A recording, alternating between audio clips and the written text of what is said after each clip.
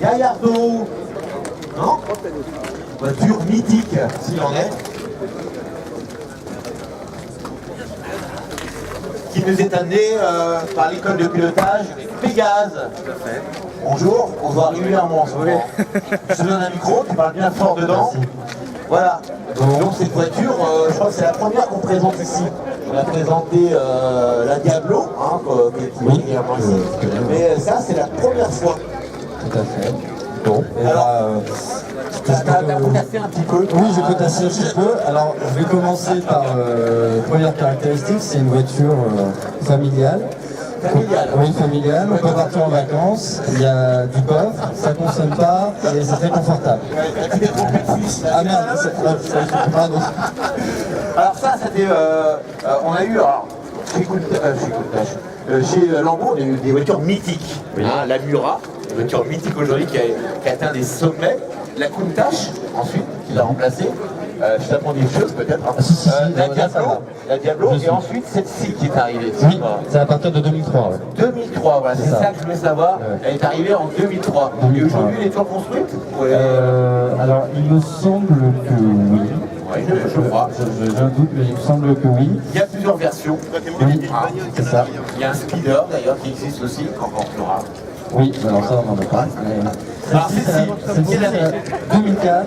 2004, une des premières. C'est ça. Elle est dans son jeu de 2004. Elle a 520 chevaux. 520 chevaux. Oui, tout à fait, qui se libère à 8000 tours minutes, il me semble. Le moteur. V10 un V10, on n'est plus sur du V12 comme on a été par le passé sur les anciennes Lambeau. On est sur du V10. Donc un moteur un peu plus compact. On va aller le visiter. Bien sûr, le moteur est là. Là, il est là.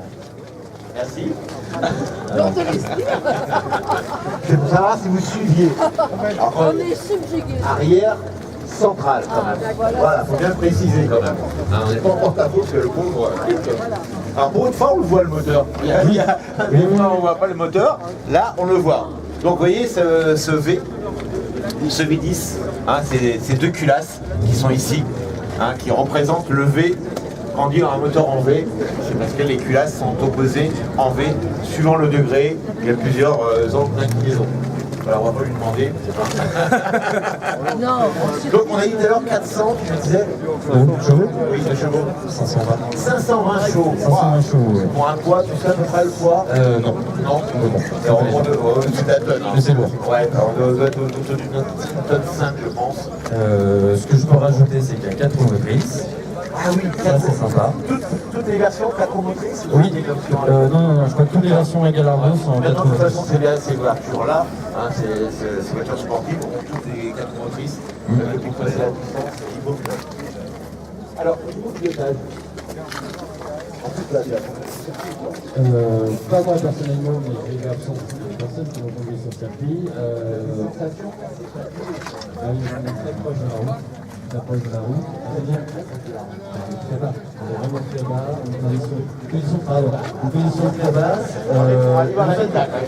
Le fait que le moteur soit à l'arrière, en position centrale arrière, on a une sensation de poussée qui est monstrueuse. Et à chaque passage de rapport, ça casse la nuque. C'est assez impressionnant. Et ça, c'est vrai ce que tu dis. À chaque rapport, on a une poussée de la voiture qui te propulse en avant. À pas mettre entre toutes les mains. Celui qui n'a jamais conduit ce genre de voiture, il ne faut pas.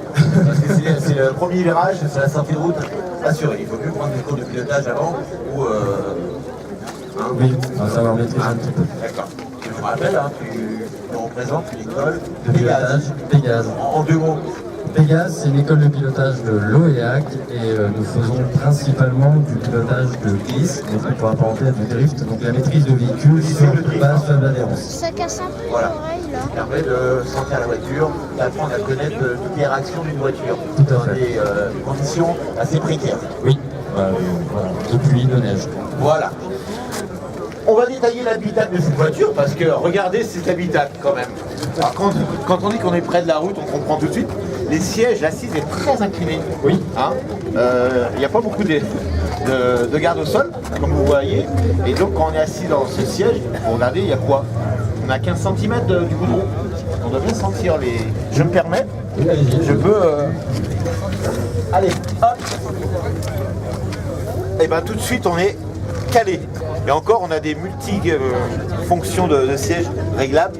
On peut adapter le siège pratiquement à sa morphologie. Oui, tout à fait. La colonne surtout, c'est important d'être bien calé. Mais là les sièges ils sont assez fermes d'ailleurs, très fermes. Et on est bien dedans. Tout de suite on... Alors, je m'assois et il y a un problème, il n'y a pas de levier de vitesse. Eh ben non, il y a des palettes. Viens là à côté de moi. Voilà.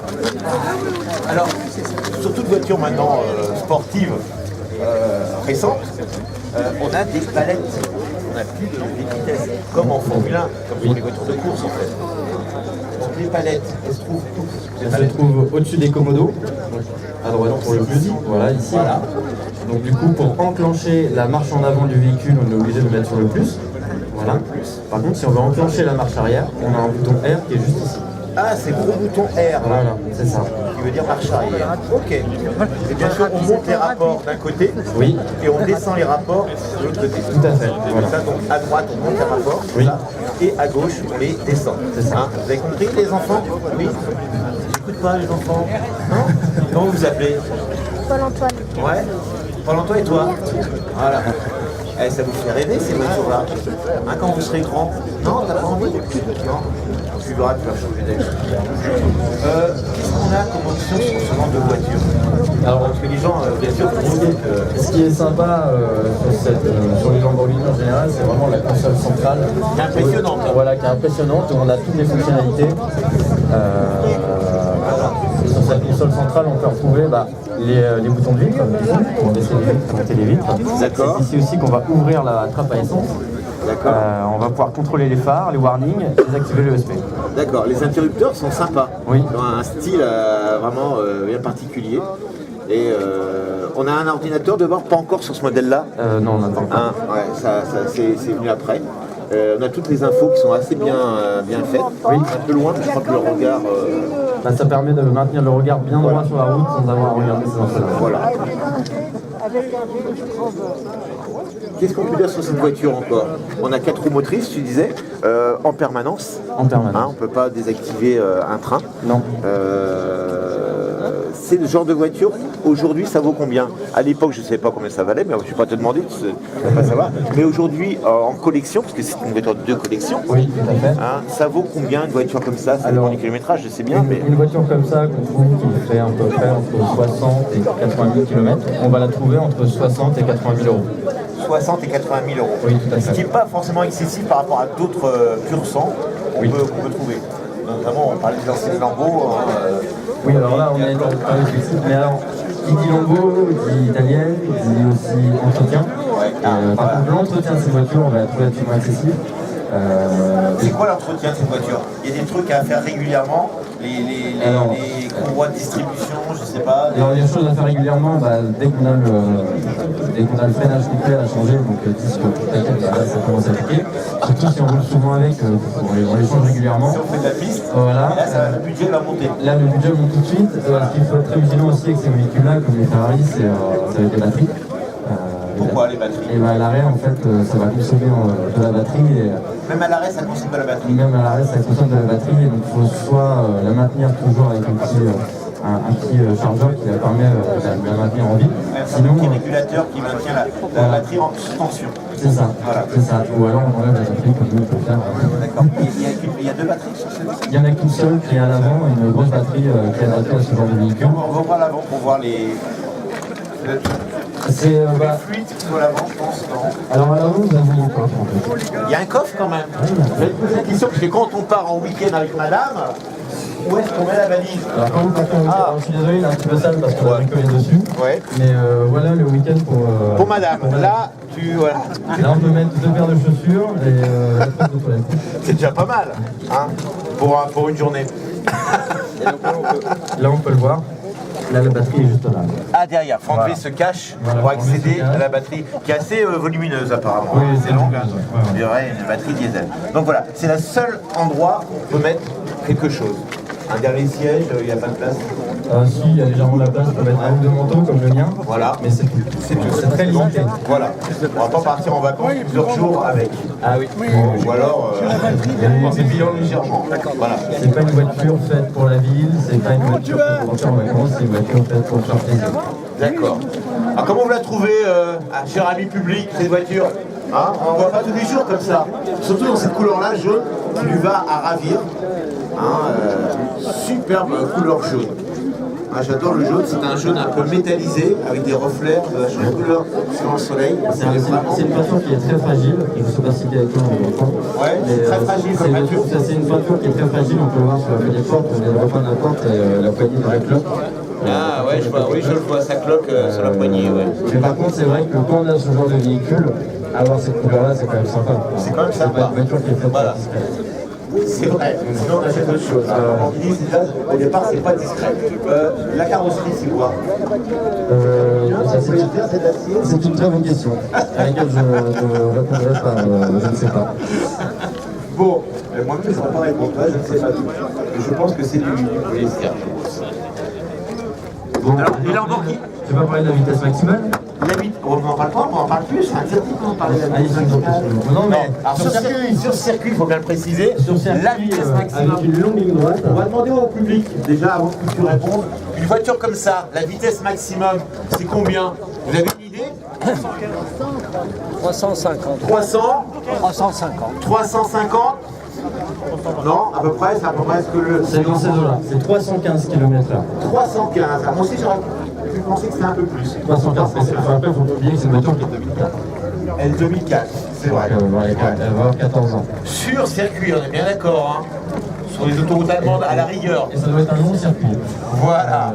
Et donc le 0 à 100 est effectué en 4 secondes. Dernière chose, cette voiture, elle sert à quoi? À l'école?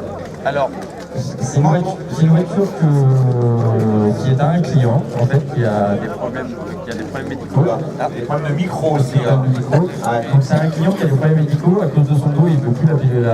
Ah, malheureusement. Du coup, il nous l'a prêté pour l'activité. Ça nous arrive de temps en temps de proposer des baptêmes de piste dessus. Mais c'est pas un véhicule qu'on souhaite mettre régulièrement sur le circuit, étant donné l'entretien, la fragilité du véhicule. Et puis pour le drift, bon, c'est un peu limite. C'est un peu limite hein, pour le drift, voilà. Alors vous êtes à l'heure hein, dans les 80 000 € sur les gens de véhicule, mais il ne faut pas oublier qu'il y a l'entretien qui va avec. Il ne suffit pas d'acheter, il faut l'entretenir. Donc c'est un coût. Voilà. Voilà. Je te remercie. Ah, merci beaucoup, parce que tu as bien potassé le sujet, hein, à part la carrosserie. Voilà. Et on va te laisser repartir. Est-ce qu'il y a un bruit sympa la voiture? Oui, quand on va faire des tours. L'autoradio ne fonctionne pas, mais c'est pas un problème. Non, c'est pas un problème. On a un moteur comme ça, un V10 à l'arrière. Voilà. Laurence rend le micro. Tu veux nous parler de quoi? Non, on va faire appel maintenant à Brice. Ils sont partis chercher les deux voitures. Comme je vous l'ai dit tout à l'heure, Pour vous faire un petit comparatif entre